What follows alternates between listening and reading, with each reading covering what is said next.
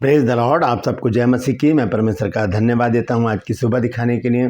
एक और दिन परमेश्वर ने हम सबके जीवन में जोड़ दिया है। हम परमेश्वर को कोटि कोटि धन्यवाद दें। एक नया संदेश लेकर मैं आपका दोस्त पास्टर राजमेश आपके सम्मुख उपस्थित हूं। और आज का संदेश है परमेश्वर के राज्य के विषय में कि कौन है जो परमेश्वर के राज्य में प्रवेश करेंगे। एक विशेष वचन है आज का, इसे ज़रूर सुनिएगा, इसे शेयर भी कीजिए ताकि और भी लोग इन बातों को जान सकें। मैं आपसे गुजारिश करता हूं, यदि अभी तक आपने मेरे इस चैनल को सब्सक्राइब नहीं किया है, दोनों चैनल्स को, ट्रू पल्स को और इस चैनल को, तो अभी सब्सक्राइब कर लीजिए, बेल आइकन को दबाइए ताकि नोटिफिकेशन आपके पास पहुंचे, नया वीडियो और जानकारियां तुरंत आपके पास पहुंच जाए। मेरा जो दूसरा चैनल है ट्रू पल्स, आज उसमें एक सवाल है, बहुत आसान सवाल है, आप सब जानते हैं। आपको ये बताना है कि वो कौन स्त्री है जो नमक का खंबा बन गई थी। ये कहाँ लिखा है? अगर जानते हैं तो कमेंट्स बॉक्स में लिख दीजिए, अगर नहीं तो डिस्क्रिप्शन में आइए और वहाँ पर देखिए आज के वीडियो का लिंक मिलेगा, उसे क्लिक कीजिए और जान लीजिए कि वो स्त्री कौन है और उसके विषय में कहाँ पर लिखा है। Praise the Lord. एक छोटी सी प्रार्थना करके आज के वचन को मैं शुरू करूँगा। प्रभु जी, मैं धन्यवाद देता हूँ आज की सुबह दिखाने के लिए। मैं विनती करता हूँ आज के वचन को शेयर करने मेरी मदद सहायता करें। मेरे होठों को, मेरे दिल दिमाग को छू कर ब्लेस कर, मेरी आत्मा मेरा शरीर तेरे ही कब्जे में रहे, ताकि बोलने वाला मनुष्य नहीं मेरी तेरा आत्मा हो। जो भी गुड़ भेद की बातें इसमें छिपी हैं वो हम पे प्रकट करना। जितने भी लोग इस वचन को देख रहे हैं, सुन रहे हैं, उन सब पर मैं तेरी आशीष बोलता हूँ। प्रभु जी, हर एक को आशीषित कर, हर एक की रोग बीमारी चिंता परेशानी को अपने सामर्थ्य नाम के द्वारा दूर कर दे। हर एक घर से लड़ाई झगड़े तफरके मन मुटाव, प्रभु जी, बुरी बीमारियां, प्रभु जी, बांझपन, नशा, कर्जे और प्रभु जी बेरोजगारी अपने सामर्थ्य नाम के द्वारा दूर कर। प्रभु यीशु के नाम से मांगता हूँ, आमीन। तो आइए आज के संदेश में हम चलेंगे। और आज का संदेश है कि परमेश्वर के राज्य का वारिस कौन कौन। ये सवाल अपने से हम पूछ सकते हैं, क्या प्रभु मैं तेरे स्वर्ग के राज्य का वारिस हो सकता हूँ? तो इसी विषय पर आज बातचीत करेंगे। सबसे पहले हम देखेंगे कि कौन लोग हैं जो प्रवेश नहीं कर पाएंगे। 4 पद हैं जो मैं आपको पढ़ के बताऊंगा। उसके बाद 5वां पद ऐसा है जो हमें बता देगा कि स्वर्गीय राज्य में कौन प्रवेश करेंगे। ध्यान से सुनिएगा, गंभीरता से सुनिए। मैं यहाँ पर लिख भी रहा हूँ, पढ़ते भी जाइए और अपनी बाइबल में नोट भी कर लीजिए, और मौका मिले तो इस वचन का प्रचार भी ज़रूर कीजिएगा कहीं ना कहीं। Praise the Lord. तो आइए सबसे पहले हम देखेंगे प्रकाशित वाक्य की पुस्तक और उसका 22 अध्याय और उसका 15 पद। यहाँ पर 7 लोग ऐसे लिखे हैं जो स्वर्ग के राज्य में प्रवेश नहीं कर पाएंगे। 7 लोगों का जिक्र है। लिखा है पर कुत्ते के विषय में मैं आपको बता चुका हूँ, आप मेरी लाइब्रेरी में देख सकते हैं। ये कुत्ता किसे कहा गया है परमेश्वर के वचन में। लिखा है कुत्ते, टोन्हे, व्यभिचारी, हत्यारे, मूर्ति पूजक और हर एक झूठ का चाहने वाला और गढ़ने वाला, ये बाहर रहेंगे। ये 7 लोग हैं, 7 लोग। यहाँ पर लिखा कुत्ते, टोना, व्यभिचारी, हत्यारे, मूर्ति पूजक, हर एक झूठ का चाहने वाला और झूठ का गढ़ने वाला। ये 7 लोग, यहाँ पर 7 लोगों का जिक्र है। ये लोग परमेश्वर के राज्य में के वारिस नहीं होंगे। हो सकता है इसमें से एक बात मुझ में भी हो, आप में भी हो, तो उसे निकालने की ज़रूरत है यीशु मसीह के आगमन से पहले। और फिर हम देखते हैं 21 अध्याय में, प्रकाशित वाक्य 21 अध्याय उसके 7 और 8 पद में जब हम पढ़ते हैं तो 8 पद में 8 लोगों के जिक्र हैं जो परमेश्वर के राज्य के वारिस नहीं होंगे। 7 पद में लिखा है जो जय पाए वही इन वस्तुओं का वारिस होगा और मैं उसका परमेश्वर होऊंगा और वही मेरा पुत्र होगा। जो जय पाए, अपनी इच्छाओं पर, शैतान पर, संसार पर, पाप पर जो जय पालेगा वही परमेश्वर के राज्य का वारिस होगा। लेकिन विषय मेरा ये नहीं है, मैं कुछ और बताना चाहता हूँ आपको। अब देखेंगे 8 पद में जो 8 लोग हैं उनके विषय में लिखा है डरपोक, अविश्वासियों, घिनौनों, हत्यारों, व्यभिचारियों और टोन्हों और मूर्ति पूजकों और सब झूठों का भाग उस झील में मिलेगा जो आग और गंधक से जलती रहती है। ये तो दूसरी मृत्यु है। यहाँ पर 8 लोगों का जिक्र है। 7 और ये 8, 15 लोग हो गए। ठीक है, कुछ डबल भी हो सकता है, उसको हम बाद में देख लेंगे। तो आगे देखेंगे 1 कुरिन्थियों 6 अध्याय 9 और 10 पद। यहाँ पर 10 व्यक्तियों का जिक्र है, 10 लोगों का जिक्र है जो परमेश्वर के राज्य के वारिस नहीं होंगे। लिखा है, क्या तुम नहीं जानते कि अन्यायी लोग, पहले कौन है? अन्यायी लोग, जो अन्याय करते हैं, परमेश्वर के राज्य के वारिस नहीं होंगे। और लिखा है कि धोखा ना खाओ, वैश्यागामी, न मूर्ति पूजक, न परस्त्रीगामी, न लुच्चे, न पुरुषगामी, न चोर, न लोभी, न पियक्कड़, न गाली देने वाले, न अंधेर करने वाले परमेश्वर के राज्य के वारिस होंगे। इनमें से कोई भी परमेश्वर के राज्य का वारिस नहीं होगा।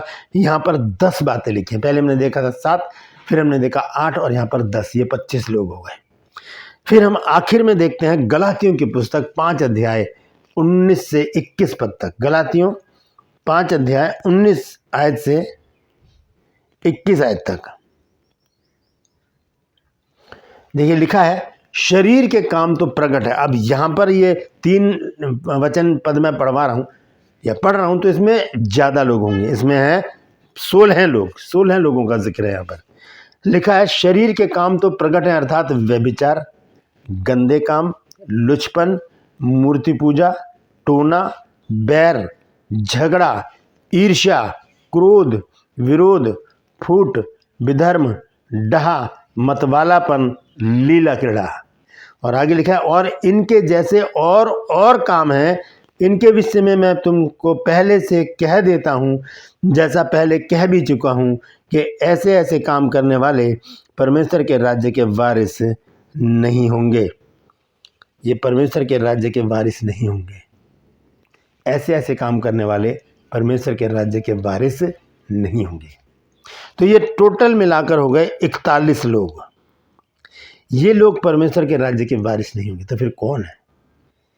हम ऐसा क्या करें कि हम परमेश्वर के राज्य के वारिस हो जाएं, हमें प्रभु यीशु मसीह के साथ जाने का मौका मिल जाए, हम परमेश्वर के राज्य में प्रवेश कर जाएं, हम परमेश्वर के साथ रहें और हम स्वर्ग में जाकर परमेश्वर की संगति करें, उसके साथ आराधना स्तुति करें और एक अच्छा जीवन जी सकें। क्या करें हम ऐसा? आइए मैं आपको बताता हूँ कि हमको करना क्या है। यह है मरकुस रचित सुसमाचार 10 अध्याय 13 पद से मैं पढ़ रहा हूँ। यहाँ लिखा है, फिर लोग बालकों को उसके पास लाने लगे कि वह उन पर हाथ रखे, और चेलों ने उन्हें डांटा। बहुत ही ध्यान से सुनिएगा, मैं उन लोगों का जिक्र करने जा रहा हूँ अब, जो स्वर्ग के राज्य के वारिस होंगे। उन्हें कोई भी नहीं रोक सकता, संसार की कोई भी ताकत उन्हें स्वर्ग के राज्य का वारिस होने से नहीं रोक सकती। क्या लिखा है यहाँ पर? फिर लोग बालकों को उसके पास लाने लगे कि वह उन पर हाथ रखे, पर चेलों ने उनको डांटा। फिर आगे लिखा है 14 पद में, यीशु ने यह देखकर क्रोधित होकर उनसे कहा, बालकों को मेरे पास आने दो, उन्हें मना ना करो, क्योंकि स्वर्ग का राज्य ऐसों ही का है। स्वर्ग का राज्य ऐसों ही का है। ध्यान से सुनिए। अब यहाँ पर कुछ बच्चों का जिक्र हो रहा है। बच्चों को जब यीशु मसीह के पास लाया जाता है कि प्रभु उन्हें आशीष दे, उनके सर पर हाथ रखे और उन्हें आशीषित करे, ब्लेसिंग दे उनको, तो चेले जो थे वो रिसियाने लगे, क्योंकि वो चाहते थे कि यीशु मसीह प्रचार करें और इन कामों में व्यर्थ समय ना गंवाएं। लेकिन यीशु मसीह ने क्रोधित होकर क्या कहा? वो कहते हैं कि यीशु ने देखकर क्रुद्ध होकर उनसे कहा, बालकों को मेरे पास आने दो और उन्हें मना ना करो, क्योंकि स्वर्ग का राज्य ऐसों ही का है। ये नहीं लिखा कि स्वर्ग का राज्य इनका है, नहीं, ऐसों ही का, यानी कि इनकी तरह जो अपने आप को बना लेगा, स्वर्ग का राज्य उन्हीं का होगा। क्या विशेषता होती है बच्चों में? बच्चे व्यभिचार नहीं करते, बच्चे नशा नहीं करते, बच्चे गालियां नहीं देते, बच्चे चुगली नहीं करते, बच्चे डहा नहीं करते, बच्चे मतवालापन नहीं करते, परस्त्रीगामी नहीं होते, पुरुषगामी नहीं होते, धोखेबाज नहीं होते, छल करने वाले नहीं होते और गालियां देने वाले नहीं होते। जितनी 41 बातें मैंने वहाँ पढ़ी हैं, बच्चों में वो भी बातें नहीं होती। झगड़ा करते हैं बच्चे आपस में, थोड़ी देर में फिर वो एक साथ खेल रहे होते हैं, इनोसेंट, उन्हें कुछ नहीं पता कि संसार में क्या हो रहा है। ऐसा ही जीवन परमेश्वर मेरा और आपका चाहता है कि हम अपने आप को बच्चे के समान बना लें।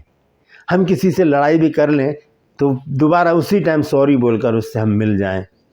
हम अपने मुंह पर चौकसी करें, अपने मुंह की चौकसी करें कि हमारे मुंह से कोई गाली ना निकले, हमारे मुंह से कोई छल की बात ना निकले, हमारे मुंह से शराब ना निकले। हम अपने ज़ुबान पर कंट्रोल करें, हम अपनी आँखों की दृष्टि पर हम कंट्रोल करें। कोई गलत बात हम ना देखें, ना फ़ोन में, ना संसार में, ना किसी भी जगह। हम अपने विचारों को शुद्ध रखें, क्योंकि बच्चों के विचार शुद्ध होते हैं। उनकी बातें सुनिए कभी छुप कर, जब बच्चे बैठे होते हैं, 4-5 बच्चे या 2-3 बच्चे एक जगह बैठे होते हैं, और छुप कर उनके पीछे जाकर चुपचाप से सुनिए वो क्या बातें करते हैं। उनकी बातों से हंसी भी आएगी और उन पर बहुत प्यार भी आएगा। तो ऐसा ही जीवन परमेश्वर मेरा और आपका चाहता है कि हम अपने आप को बच्चों के समान बना लें, ताकि हम परमेश्वर के राज्य के वारिस हो सकें। क्योंकि बाइबल हमें बताती है कि जो अपने आप को छोटा बनाएगा वही बड़ा किया जाएगा। हम अपने आप को बच्चों के समान बना लें, बालकों के समान बना लें, ताकि यीशु मसीह हमें अपने पास बुलाए। यहाँ पर लिखा है कि लोग जब बालकों को उसके पास लाने लगे तो चेलों ने डांटा। यीशु मसीह ने क्रोधित होकर कहा कि उन्हें मेरे पास आने दो, क्योंकि स्वर्ग का राज्य ऐसों ही का है। तो हम अपने आप को कैसा बनाएं? अपने आप को बच्चों के समान बना लें, नादान बना लें, ऐसा बना लें, भोला बना लें कि हमें कुछ नहीं पता। हम अपने आप को जब बच्चों के समान बना लेंगे, तब हम स्वर्ग के राज्य के वारिस होने के हकदार हो जाएंगे। अन्यथा अगर हम बड़े बने रहेंगे, हमारे अंदर घमंड होगा, हमारे अंदर क्रोध होगा, हमारे अंदर चिड़चिड़ापन होगा, हमारे अंदर गालियाँ होंगी, द्वेष होगा और लड़ाई झगड़े होंगे, व्यर्थ की बातें होंगी। ये जितनी भी बातें मैंने पहले पढ़ी हैं, तो मैं प्रकाशित वाक्य में, 1 कुरिन्थियों में और गलातियों में और भी बहुत सारी जगह हैं, तो वो चीज़ें हमें स्वर्ग के राज्य में जाने से रोक देंगी।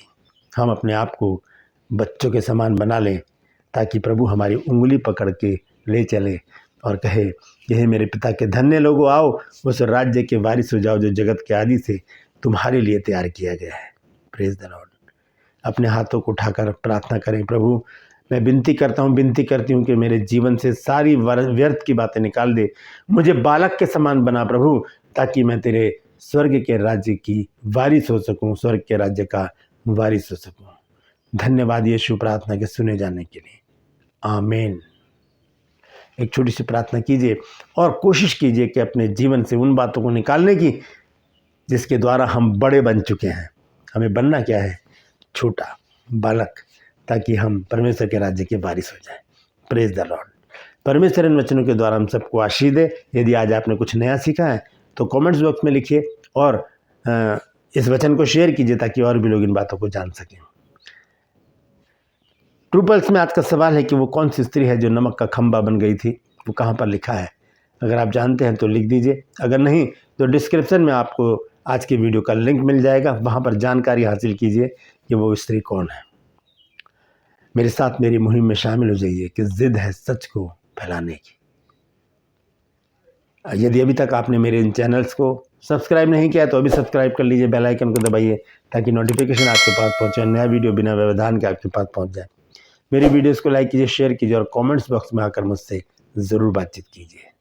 Praise the Lord. आज के लिए बस इतना ही। फिर मिलूंगा एक नए संदेश के साथ, एक नया वीडियो लेकर। तब तक के लिए मुझे इजाज़त दीजिए, लेकिन अपना और अपनों का ख्याल रखिए और छोटा बच्चा बनकर अपने जीवन को व्यतीत करना शुरू कर दीजिए। Praise the Lord.